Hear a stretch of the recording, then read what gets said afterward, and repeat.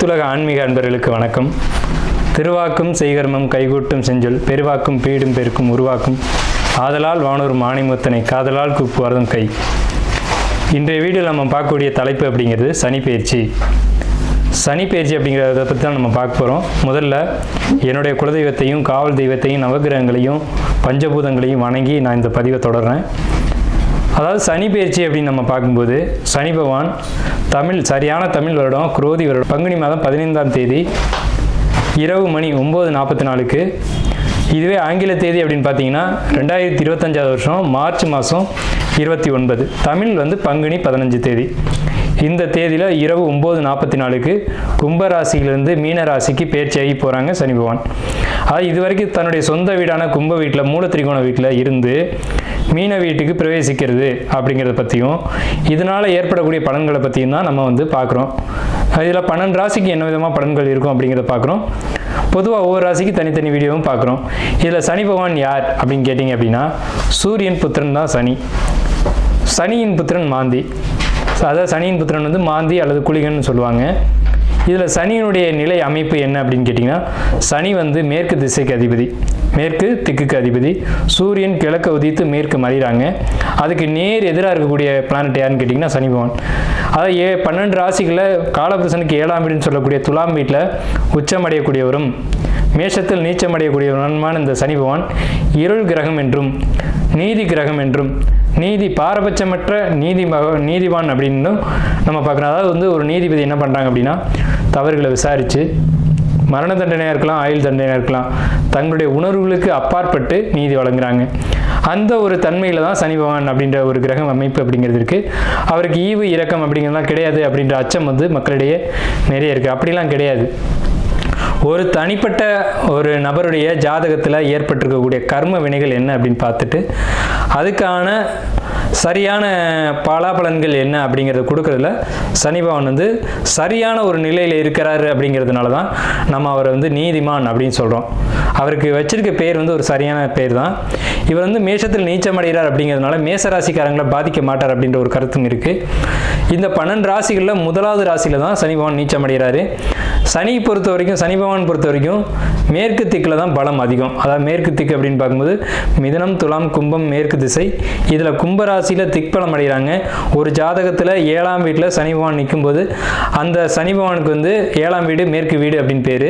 அங்கே திக்பலம் அப்படின்ற ஒரு அமைப்பில் பலம் அடைகிறாங்க சனி பகவான். இப்படிப்பட்ட சனி பகவான் மக்களிடையே ஒரு தவறான கருத்து இருக்குது. சனி ஒரு இருள் கிரகம், சனி பகவான் ஒரு துன்பங்களை மட்டும் தரக்கூடிய ஒரு கிரகம். 2.5 ஆண்டு, அதாவது மொத்தம் 7.5 ஆண்டுகள் அவருக்கு துன்பம் கொடுக்கறதுக்கு மட்டுமே அதிகாரம் கொடுத்து வச்சிருக்காங்க அப்படின்ற மாதிரிலாம் இருக்காங்க. அந்த மாதிரிலாம் கிடையாது. நவ கிரகங்கள் அப்படின்னு எடுத்துக்கிட்டாலுமே ஒவ்வொரு கிரகமும் ஒவ்வொரு பணிகளை செய்வாங்க. அதில் 9 கிரகமும் இணைஞ்சால் மட்டும்தான் ஒரு பலன் அப்படிங்கிறது கிடைக்கும். அதில் சனி பகவானுடைய பங்கு அப்படிங்கிறது ஒரு சிறப்பான ஒரு இடத்துல இருக்கும். இதில் நம்ம பார்க்குறது சனி பெயர்ச்சிக்கான பலன்கள். சனி பெயர்ச்சி 2025, 2025லேருந்து 2027 வரைக்கும் இந்த 2.5 ஆண்டு காலகட்டம், அதாவது 2.5 சொல்கிறோம். 2.5 ஆண்டு காலகட்டம் மீன ராசியில் பயிற்சி ஆகக்கூடிய இந்த சனி பகவான் மீன ராசிக்கு சனி பகவான் பயிற்சி ஆகிறாங்க. இதே சமயத்தில் அந்த வீட்டு அதிபதியான குரு பகவான் தன்னுடைய வீட்டுக்கு 4ஆம் வீடான மிதுனத்தில் தன்னுடைய சொந்த ராசி நட்சத்திரத்திலேயே பிரவேசிப்பாங்க. அதாவது குரு பகவானுக்கு 3 நட்சத்திரங்கள் கொடுக்கப்பட்டிருக்கு ஜோதிட சாஸ்திரத்தில். அதில் புனர்பூச நட்சத்திரத்தில் பிரவேசிப்பாங்க. சனி பகவான் தன்னுடைய சொந்த நட்சத்திரமான உத்திரட்டாதி நட்சத்திரத்தில் பயணிக்கும் போது குரு பகவான் தன்னுடைய சொந்த நட்சத்திரமான புனர்பூசத்தில் பிரவேசிப்பாங்க. ஆகையால் இந்த சனி பயிற்சி அப்படிங்கிறது ரொம்பவும் ரொம்பவும் உத்தமமான பலன்களை மக்களுக்கு, பொதுமக்களுக்கு, வணிகம் செய்யக்கூடியவங்களுக்கு, தொழில்துறையில் இருக்கக்கூடியவங்களுக்கு, குருமார்களுக்கு, ஆன்மீகத்துறை சம்பந்தப்பட்டவங்களுக்கு, ஆன்மீகத்தில் இருக்கக்கூடியவங்களுக்கு, பொது சேவையில் ஈடுபடக்கூடியவங்களுக்கு, பொது காரியங்கள், அதாவது இறை காரியங்கள் இதிலெல்லாம் ஈடுபடக்கூடியவங்களுக்கு இந்த 2.5 ஆண்டு காலகட்டமும் ரொம்ப சிறப்பான உன்னதமான உத்தமமான பலன்களை இந்த சனி பகவான் கொடுக்க காத்துக்கிட்டு இருக்காங்க. அப்படி தான் இந்த கிரக நிலைகள் அப்படிங்கிறது அமைஞ்சிருக்கு. சனி பகவான் மட்டும் வச்சுக்கிட்டு நம்ம ஒரு பயிற்சி பலன்களை சொல்ல முடியாது. சனி பகவான் மற்ற வருட கிரகங்கள்னு சொல்லக்கூடிய குரு பகவான், ராகு, இவங்களுடைய பேச்சின் அடிப்படையில் தான் தன்னுடைய பலன்களை முழுமையாக ஒரு ராசி கொடுப்பாங்க. இதில் நற்பலன்களை ஏற்படுத்தக்கூடிய ராசி அமைப்பு இந்த கோச்சார ரீதியில் அப்படின்னு பார்க்கும்போது ரிஷபம், கடகம், துலாம், மகரம், மற்றும் கன்னி இந்த 6 வீடுகளுக்கும் மிகவும் உன்னதமான பலன்களையும், மற்ற 6 ராசிகளான மேஷம், மிதுனம், சிம்மம், விருச்சிகத்துக்கு கூட நல்ல பலன்களை செய்யும். அதில் துலாமுக்கு மட்டும் ரொம்ப உத்தமமான பலன்களை செய்யும் அப்படி சொல்ல முடியாது. ஆனால் விருச்சிக ராசிக்கு அதிக நற்பலன்களை தரும், மகரத்துக்கு உன்னத பலன்களை தரும், கும்பத்துக்கு இதுவரைக்கும் இருந்த கஷ்டங்கள் குறைஞ்சி இனி நல்ல ஒரு காலகட்டம் அப்படிங்கிறது இந்த சனி பயிற்சியில் உங்களுக்கு கண்டிப்பாக கிடைக்கும். இந்த 6 ராசிகளுக்கு, அதாவது மேஷ ராசிக்கு துன்பம் அப்படின்னு எடுத்துட்டா கூட ரிஷப ராசிக்கு நல்லா இருக்கு, கடக ராசிக்கு நல்லா இருக்கு, துலா ராசிக்கு காட்டிலும் விருச்சிக ராசிக்கு நல்லா இருக்கு, கன்னி ராசிக்கு நல்லா இருக்கு, மகர ராசிக்கு நல்லா இருக்கு. இந்த 6 ராசிகளுக்கு நற்பலன்களும், மற்ற 6 ராசிகளுக்கு பெரிய கெடுதல் இல்லை அப்படின்ற ஒரு நல்ல வார்த்தையை சொல்லி நம்ம வீடியோக்குள்ளே போகலாம். கும்பராசிக்கு உண்டான சனி பயிற்சி பலன்கள். தயவுசெய்து இந்த வீடியோவை முழுமையாக ஸ்கிப் பண்ணாமல் பாருங்கள். அப்போ தான் நம்ம என்ன சொல்ல வர்றோம் அப்படிங்கிறது முழுமையாக தெரிய வரும் உங்களுக்கு.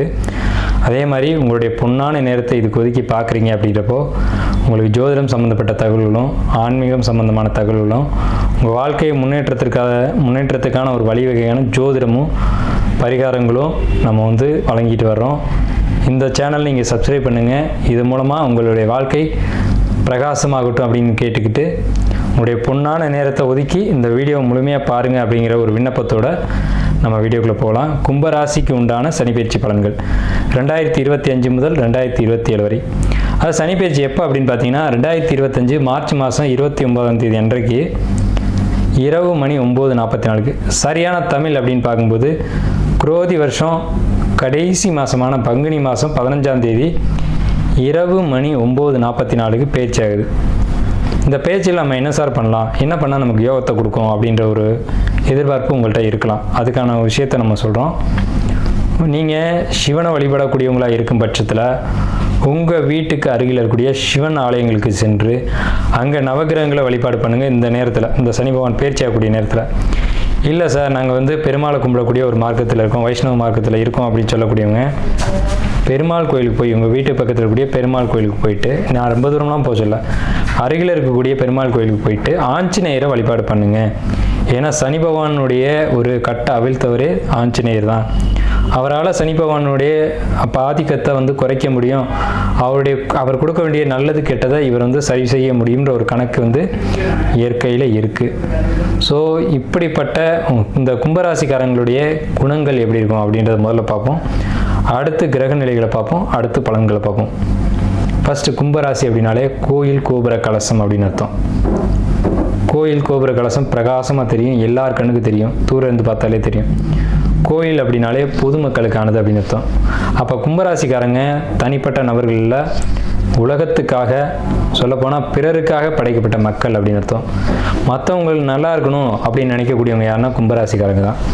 எல்லாரும் நல்லா இருக்கணும், அவங்களோட சேர்ந்து நாமளும் நல்லா இருக்கணும், தனக்கு மட்டும் ஒன்று வேணும் அப்படின்னு நினைக்காம எல்லாருக்கும் எல்லாம் கிடைக்கணும்னு நினைக்கக்கூடியவங்க யாருன்னா கும்பராசிக்காரங்க. அதனால தான் சனி பகவான் இந்த ராசியில் மூல திரிகோணம் அடைகிறார்.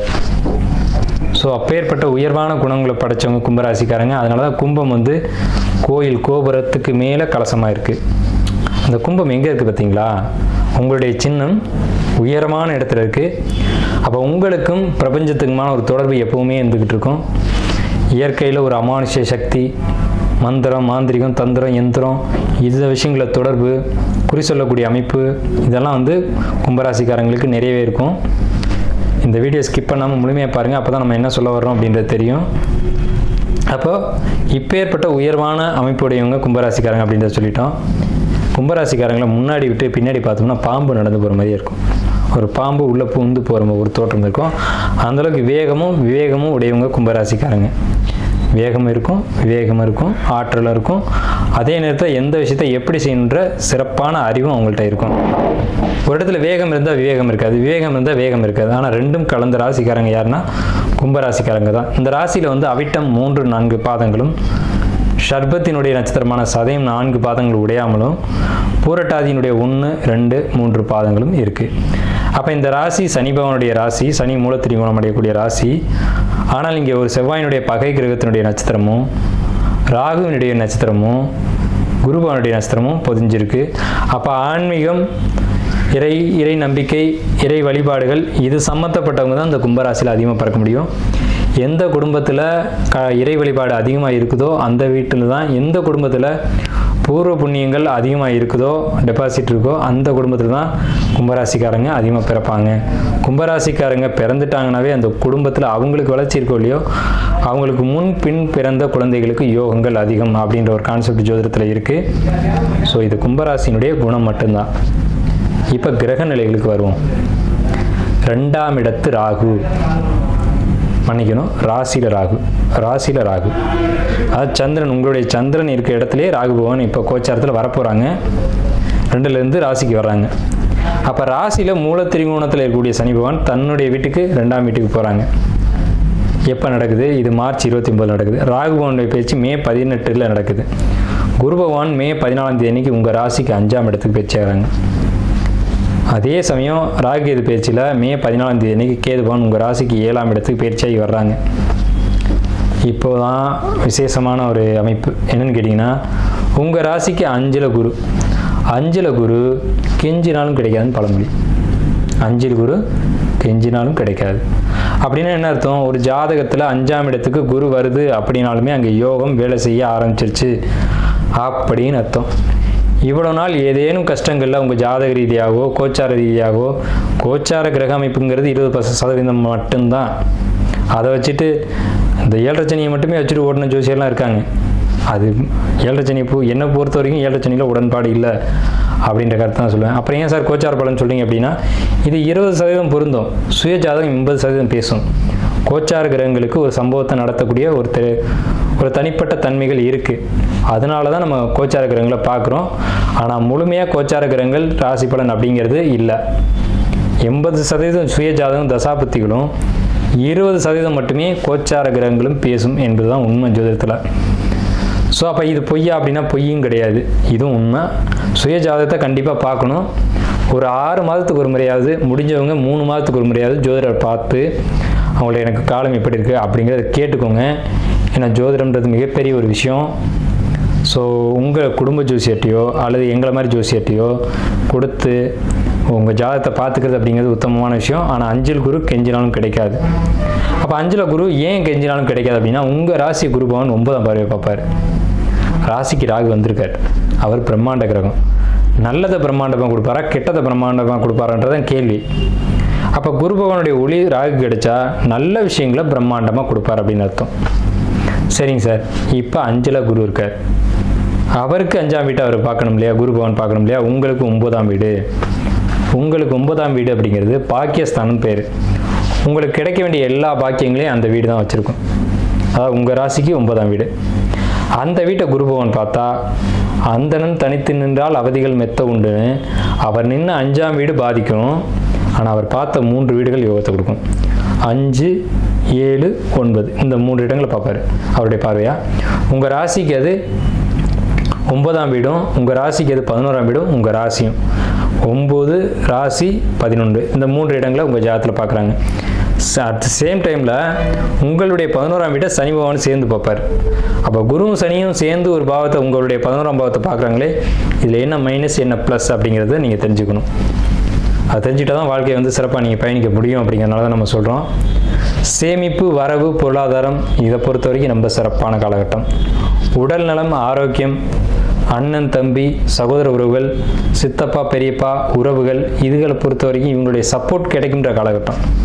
குழந்தைகளுடைய ஒரு ஆதரவாக இருக்கட்டும், பெரியவங்களுடைய ஆதரவாக இருக்கட்டும், உற்றார் உறவினருடைய ஆதரவாக இருக்கட்டும், உங்களுக்கு நிறைய கிடைக்கும். இவங்களுடைய சப்போர்ட் கிடைக்கும். ஹெல்த் வைஸ் ரொம்ப பர்ஃபெக்டாக ஒரு நல்ல ஒரு முன்னேற்றம் கிடைக்கும்.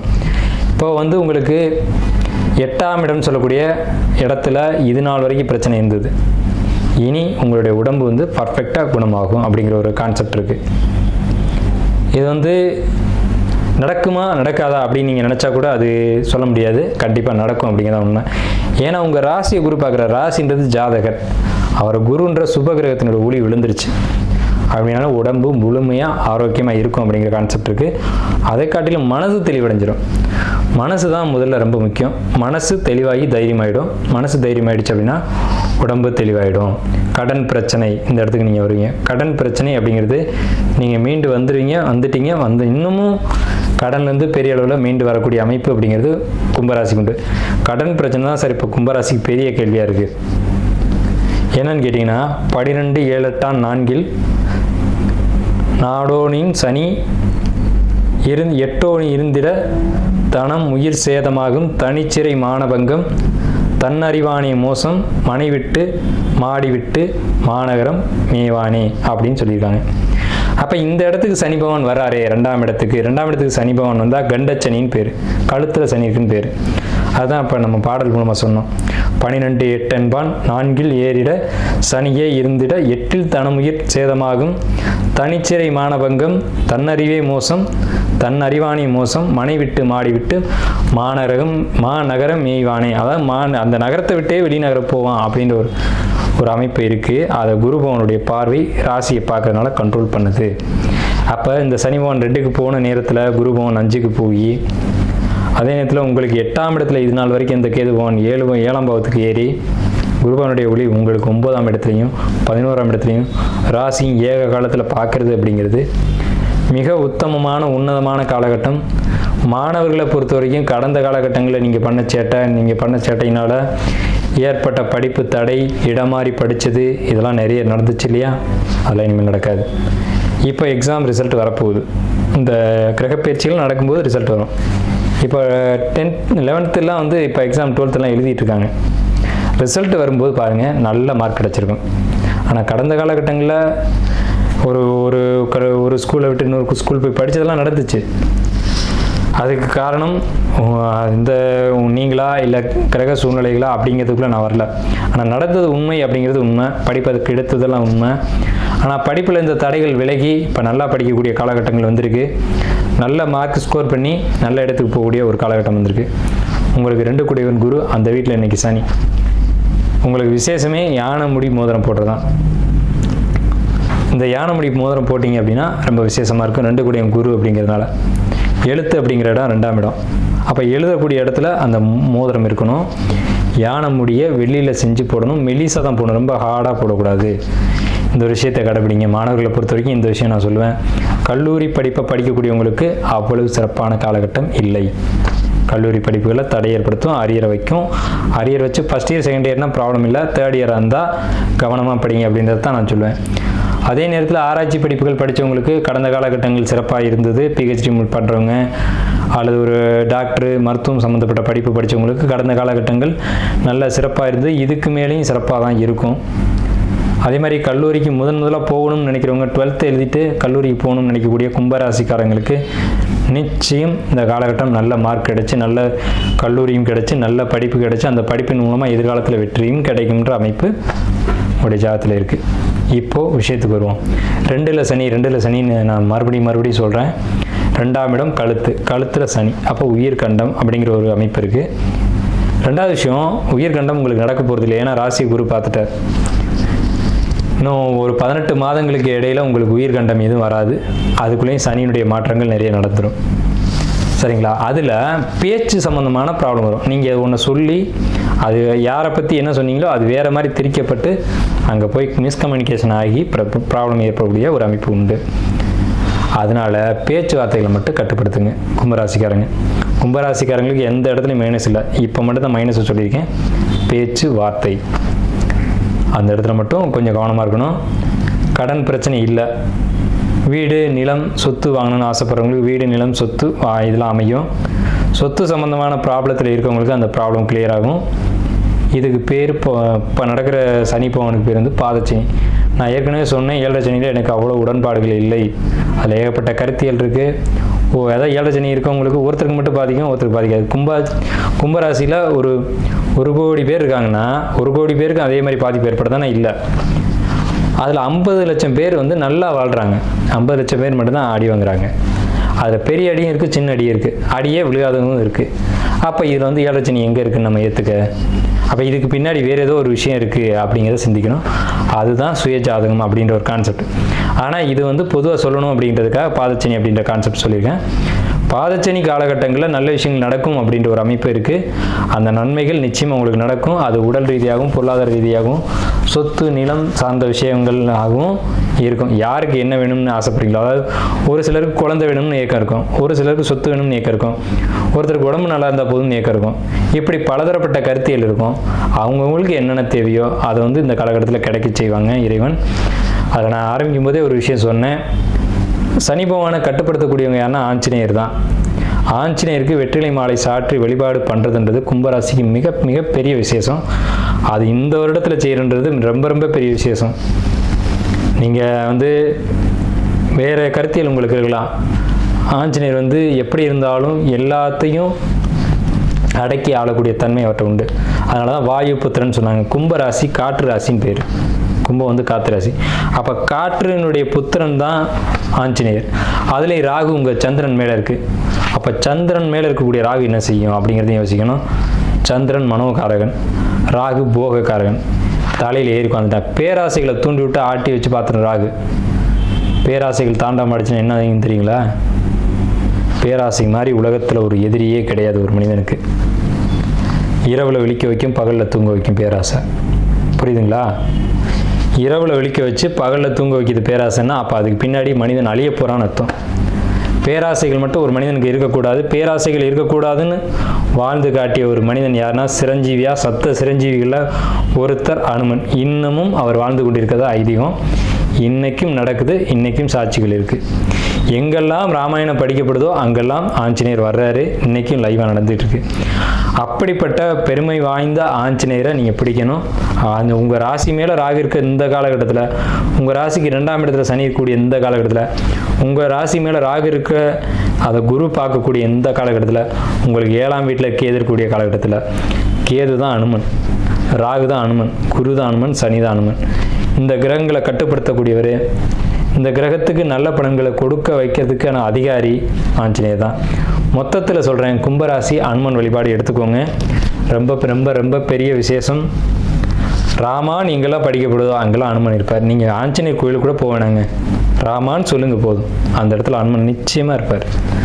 நம்பிக்கையோட ராமான்னு சொல்லுங்க. உங்களால் முடிஞ்சது அப்படின்னா ஒரு கொய்யாக்காய், சின்ன காய், நல்ல காயாக இருக்கணும், அதை எடுத்து வச்சுட்டு ராமான்னு சொல்லிட்டு அதை நைவேத்தியமாக வச்சுருங்க. எங்கே இருந்தாலும் அந்த அனுமன் எடுத்துக்கு அதை நீங்கள் பூஜையில் வச்சுட்டு நீங்களே கூட எடுத்துக்கலாம், ஒன்றும் தப்பு இல்லை.